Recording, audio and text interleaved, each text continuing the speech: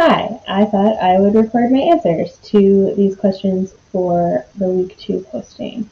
So I spent 10 years in DC public schools and it was a mess. It's one of the reasons I left.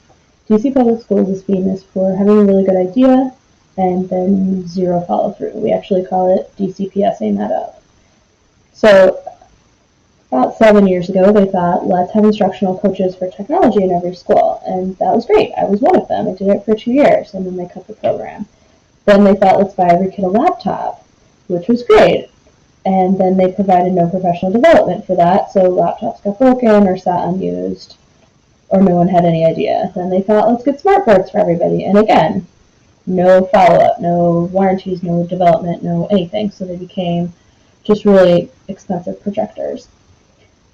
So that's kind of the problem. So that really speaks to a lot of the ITSE essential conditions of implementation planning, consistent funding, skilled personnel, ongoing professional learning, framework, all of these things that really never happened and continue to not happen. So that's really a huge problem.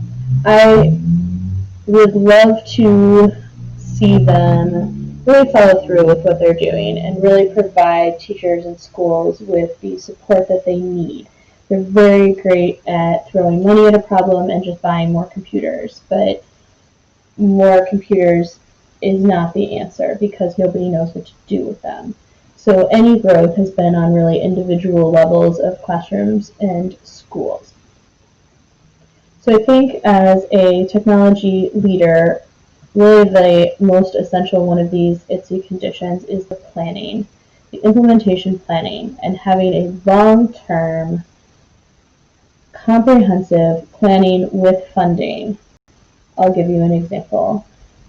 One time we got told you can have $500,000 for your school to buy technology if you can spend it all by tomorrow.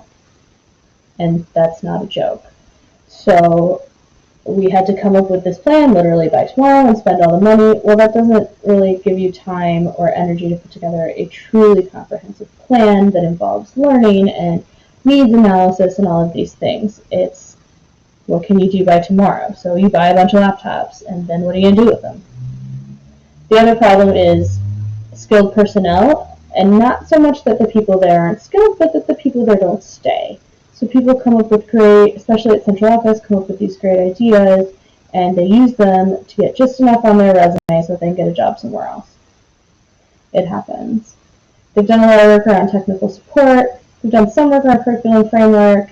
It looks really good on paper. I think a lot of the people that are working on it are not in the schools and are not really working on it. I bring all this up because now with at-home learning, we have a lot of computers and no one knows what to do with them. And I have been getting a lot of calls from my teacher friends in DCPS that are saying, I don't know what to do and no one's ever told me. Like they sent us a YouTube video or we had to sit through a really boring webinar that actually didn't tell us what to do. So thinking about that is making things relevant, having that ongoing professional learning, really investing in your teachers and investing in your schools so that they are ready for when that technology arrives. Because anybody can buy the biggest, latest, greatest thing, but if it just sits collecting dust, you've completely wasted money and you're not giving the kids the opportunities that they need.